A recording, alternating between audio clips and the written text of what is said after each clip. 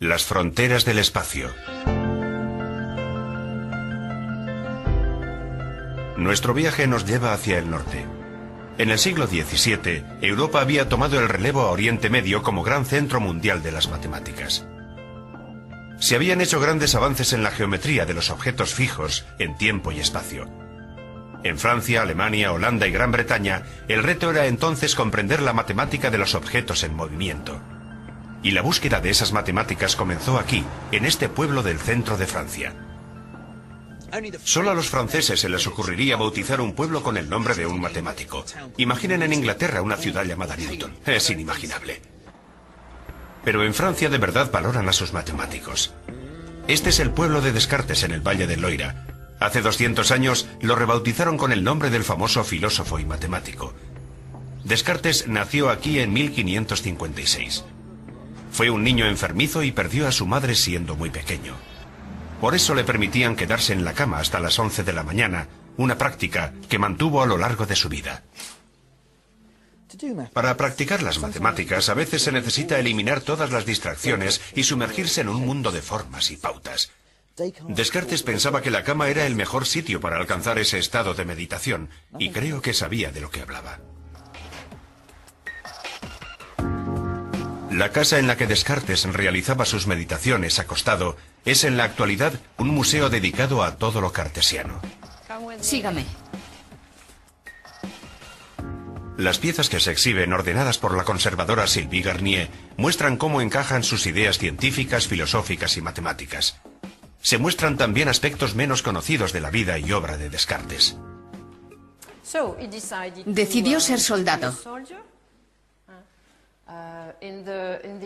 Luchó sin problemas, tanto en el ejército protestante como en el católico, porque no era un patriota.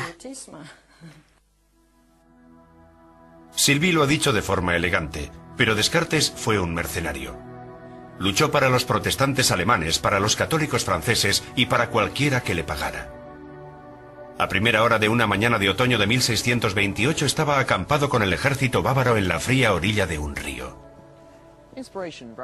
Con frecuencia la inspiración llega en los lugares más insospechados. Según se cuenta, cierta noche Descartes no podía dormir, quizá porque se había levantado muy tarde, o quizá porque había bebido demasiado celebrando la víspera de San Martín. Fuera como fuera, los problemas daban vueltas en su mente. Estaba pensando en su tema filosófico favorito, pero lo encontraba muy frustrante. ¿Cómo se puede llegar a saberlo todo? De pronto se quedó dormido y en su sueño comprendió que la clave era construir la filosofía sobre la base de hechos matemáticos irrefutables. Se dio cuenta de que los números podían eliminar las telarañas de la incertidumbre. Quería publicar sus ideas radicales, pero le preocupaba cómo serían recibidas en la católica Francia. Así que recogió sus cosas y se fue. Descartes estableció su hogar aquí, en Holanda, y se convirtió en uno de los líderes de la nueva revolución científica que negaba la idea dominante de que el Sol giraba alrededor de la Tierra. Una opinión que había causado graves problemas con el Vaticano a científicos como Galileo. Descartes sabía que estaba a salvo entre los protestantes holandeses, sobre todo en la vieja ciudad universitaria de Leiden, donde se daba gran valor a las matemáticas y a la ciencia. Nosotros también hemos ido a Leiden. Hola, siento llegar tarde, he tenido un pinchazo, me ha costado repararlo. Henk Bosch es uno de los mayores eruditos europeos en Descartes. No le sorprende que el erudito francés acabara en Leiden. Vino a hablar con la gente, y algunas personas estaban abiertas a sus ideas, no solo sobre matemáticas, sino también y sobre todo sobre mecánica. Fundió el álgebra y la geometría para poder trabajar con fórmulas y figuras. Una especie de diccionario entre las dos, sí, que proporciona... Sí. Este diccionario, que se publicó finalmente en Holanda en 1637, incluye muchas ideas filosóficas controvertidas, pero los pensamientos más radicales estaban en el apéndice, una propuesta de unión entre el álgebra y la geometría. En un espacio de dos dimensiones, cualquier punto puede ser descrito por dos números. Uno indica la posición horizontal y el otro indica la posición vertical. Cuando el punto se mueve alrededor del círculo, las coordenadas cambian, pero podemos escribir una ecuación que identifica los cambios de valor de esos números en cualquier punto de la figura.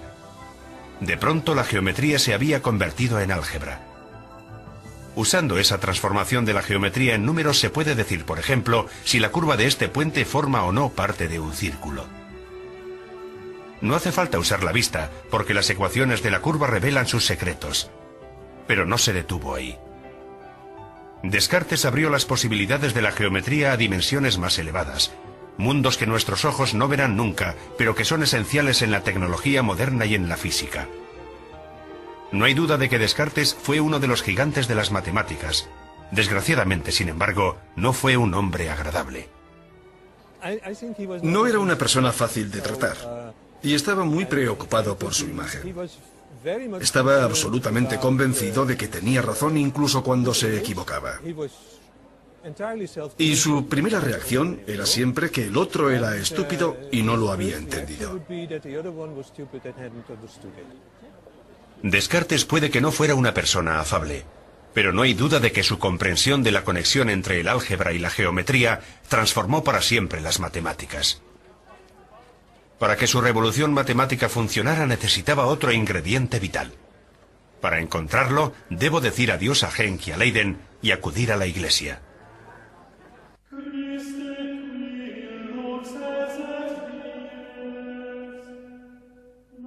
No soy creyente, pero no hay duda de que muchos matemáticos de la época de Descartes tenían fuertes convicciones religiosas.